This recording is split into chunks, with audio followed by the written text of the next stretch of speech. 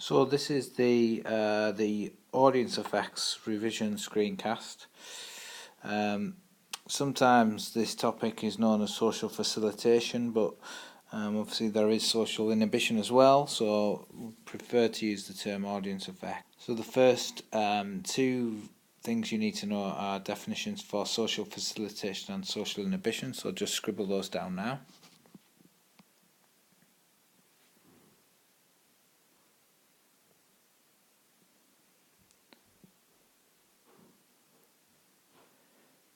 So social facilitation has a positive effect on performance when we perform in front of an audience, and social inhibition has a negative effect. So either effect can happen, and that might depend on many factors, which we'll discuss. So the first model that we look at is by Zion, and this links to drive theory. So if we know drive theory, which we should be able to get part of this model. So if you can try to get as many parts of Zion's model down now.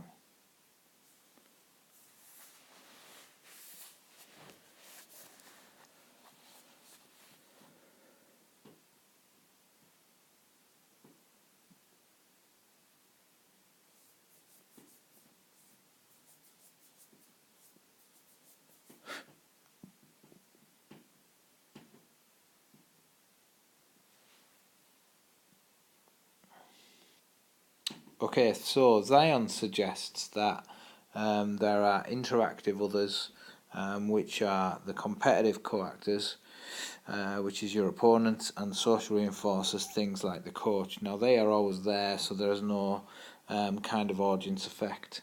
The audience effect kicks in with what he calls passive others. So these are people who may not be there and therefore will have an impact on the performer that isn't normally there. So this is the audience, which is straightforward, and co-actors. So co-actors are people who aren't directly in competition, but may be performing at the same time in the same thing. So it could be people on the next court or on the next pitch. So if these people are present, then that has an increase in arousal in the performer, and this is where drive theory kicks in from there on down.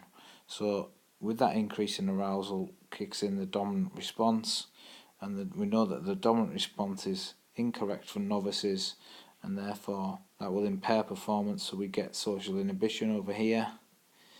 And with the dominant response for an expert is a good one, it's well learned, and that will facilitate performance, so we get social facilitation for experts in front of an audience. This is a key model. The exam board like to ask about it, so you need to know as many parts of this model and how it works as possible. The two other main theories that you need to know around audience are evaluation apprehension and distraction conflict theory. So just go with evaluation apprehension to start with. Can you get down a couple of points around that theory?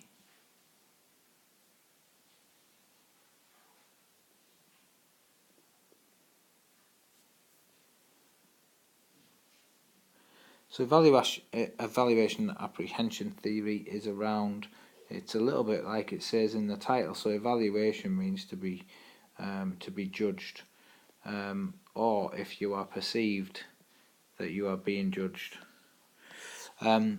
So when you perceive that you are being judged, that has an impact on the player. So this could be things like a scout as a good example, or any significant others, such as parents or peers, or even TV, etc. Distraction conflict theory then, so just jot down a couple of points around that.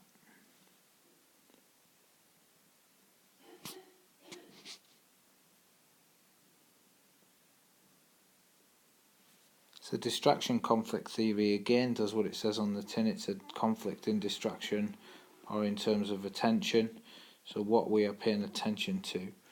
and basically it's suggesting that if we're an audience is there, that can distract us from paying attention to what we should be paying attention to.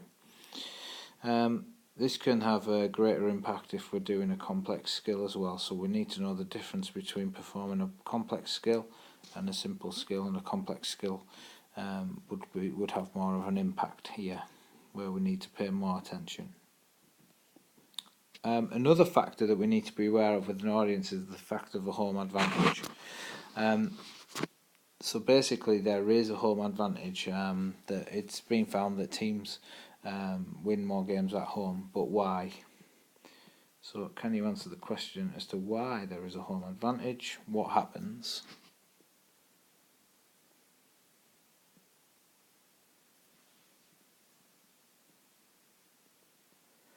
So basically, attacking play improves when we play at home. So we attack better, we do the attacking skills better, and we score more points. Whereas the opponent does things like commits more fouls.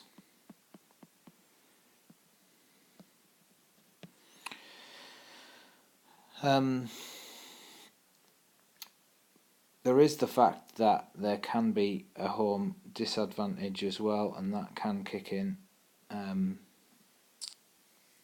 particularly in the late stages of a competition, or in the finals, or like playoffs in terms of American sports, and this is due to pressure from the crowd, and obviously things like evaluation apprehension can kick in as a disadvantage as well. So let's just look at a quick question around home advantage, and this is a discuss question, so we're looking at both sides, so we're looking at agree and disagree. So basically a couple of points for suggesting that there is a home advantage here, and then around attacking play. Other factors that can have an effect, so like the proximity effect, is that the closer the crowd has a bigger impact. A larger, more hostile crowd can also have a bigger impact. The disagree part of the question talks around pressure and the more important the game. So the fact that later on in a season that it can kick into a disadvantage. And the evaluation apprehension as well, part of it.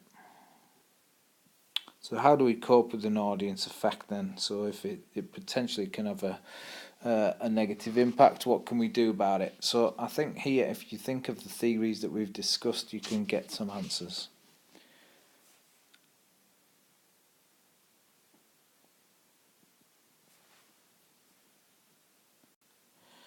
So if we think of distraction conflict theory, we can use selective attention to block out the crowd, or use some imagery in order to do that as well.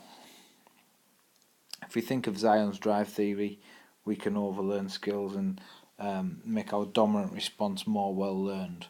And also we can practice with an audience and gradually increase the numbers of the audience to make that a gradual process. It might be that we need to work on stress management techniques. So if we think of evaluation apprehension, we might need to do that, and we might need to reduce the importance of the event or avoid social comparison with others. Performance goals, as usual, are a good factor that we can use to improve, and obviously we can increase confidence through feedback. So just a general question that you can see how this question like this can link in around most of the answers here. So it's talking about a swimmer underperforming in a competition, and just be aware that it does, like the exam board is saying, social facilitation theory, and by this they mean the audience effect. So this is social facilitation in terms of it being a title for the topic area. So we can see that we do get credit for facilitation, but also inhibition as well. Evaluation apprehension can be linked into this answer, as well as the self-efficacy, but distraction conflict theory as well. So the dominant response, linking it to Zion, also in there. So just to be aware that a question like this could come up where we need to link in our knowledge of all of the theories. So a quick overview. Remember that you've got facilitation and we've got inhibition, and then main theory that you need to know is Zion. We've got evaluation apprehension, we've got distraction conflict, and then you need to know about the home advantage, as well as coping with an audience effect.